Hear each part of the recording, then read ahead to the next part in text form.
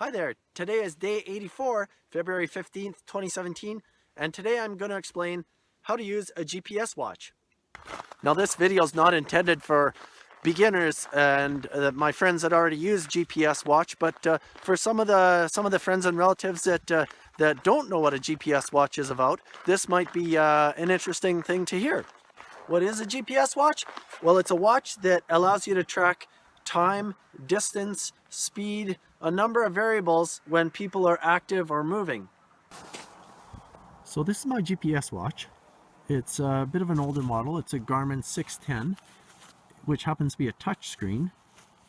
So you touch it and it'll show you various panels. Speed, time elapsed since you started. This one shows you the heart rate. This is our elevation, 704 feet. Time of day. So I'll get going and I'll show you some more of what it does. Turn it on and start to run.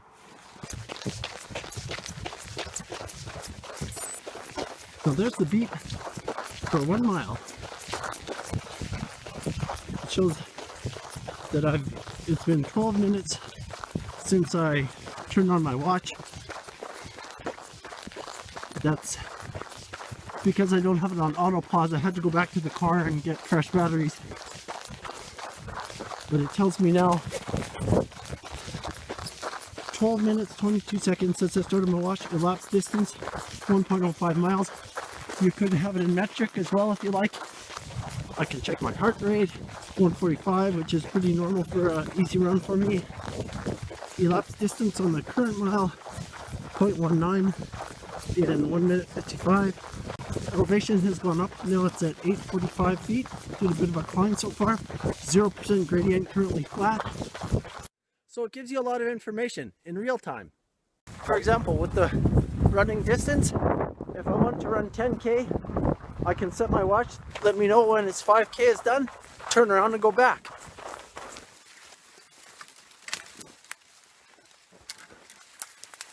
It also has a feature, if you happen to get lost, you can say return to start and it'll show you where you started out from.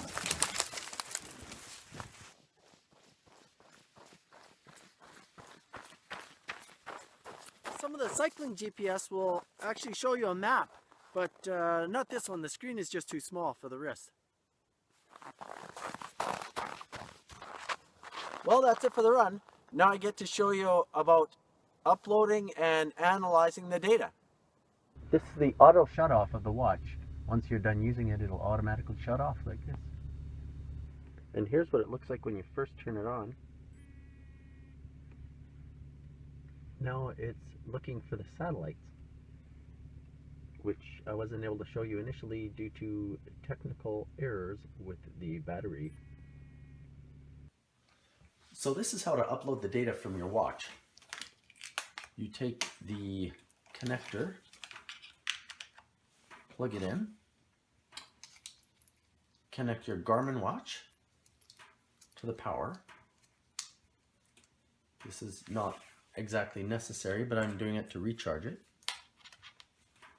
You take the dongle, and I'm not making this up, that's what this is actually called. You plug it into the USB.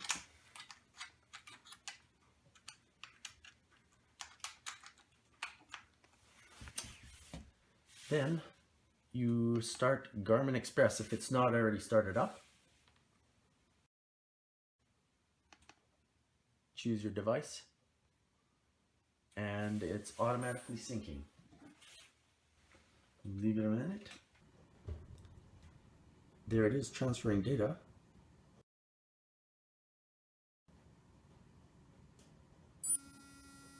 And that's it. Oh, and I forgot to say, make sure your laptop isn't on fire.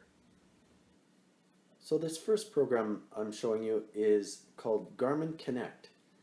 I've named this run Herkit Long Run, and it shows a map of the route that I ran on with the start and finish, which happen to be the same spot.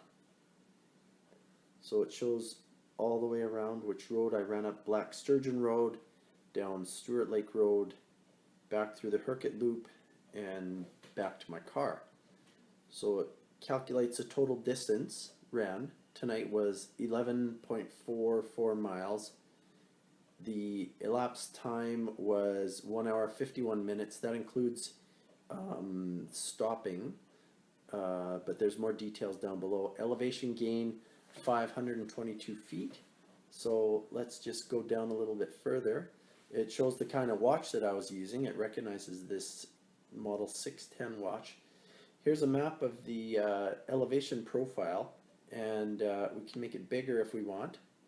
The elevation starts at 699 feet, and there's a gradual climb there.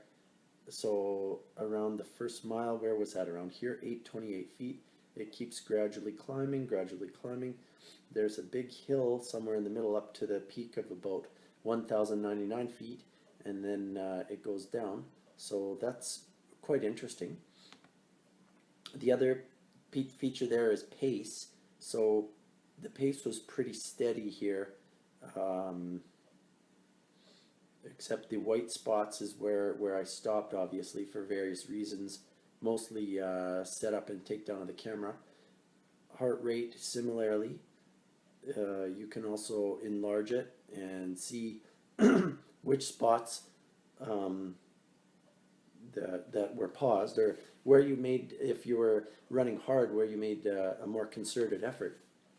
So there's a little summary down at the bottom. It shows average heart rate was 140 beats per minute right there. Max heart rate 177, which I think is actually just noise on the line at the beginning. I wouldn't really agree with that. The total moving time was 1 hour and 40 minutes. The total elapsed time 1 hour and 51. So the average moving pace is 8:46 tonight. This surface of the road was fairly soft, and I was going pretty easy. It can show you splits. So every mile, it shows you. I've got it set to record split at every mile. For some reason, I still use the imperial system for running. That's how a lot of runners communicate. I know what a 7:30 mile is. I know what an 8:30 mile is. I know what a 9:30 mile is. I'm not so versed in kilometers, which is kind of strange, because if it was driving on the highway, you know, doing biking, I always use metric. I always use kilometers for everything in the rest of my life, but still stuck in the imperial system for a couple of things here, which was kind of an interesting mix. Anyways, this split shows you the time took in the first mile, the cumulative time, the moving time. So that, I think, was when I went back to fix my battery problem.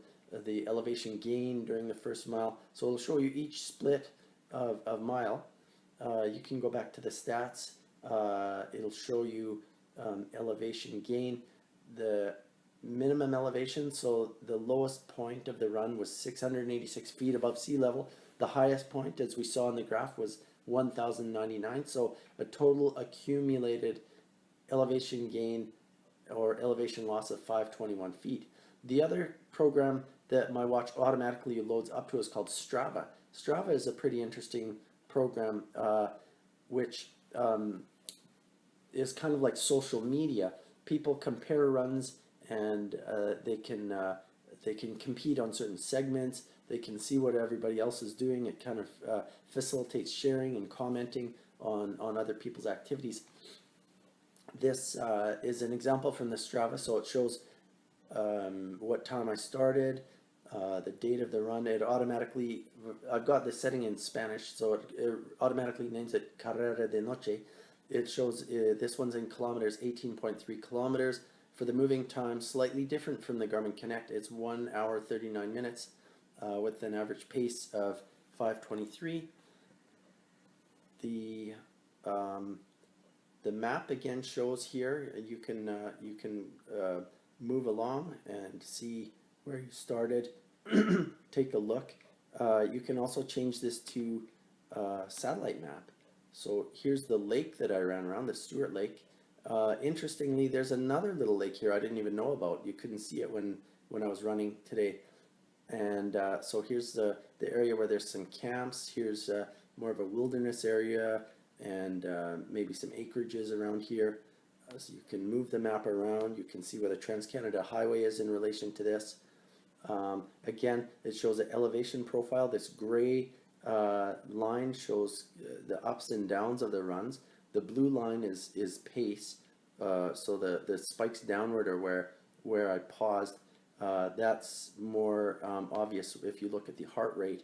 There's the four main pauses there, and the other neat feature on here, it says I've done 3 runs on this exact same route.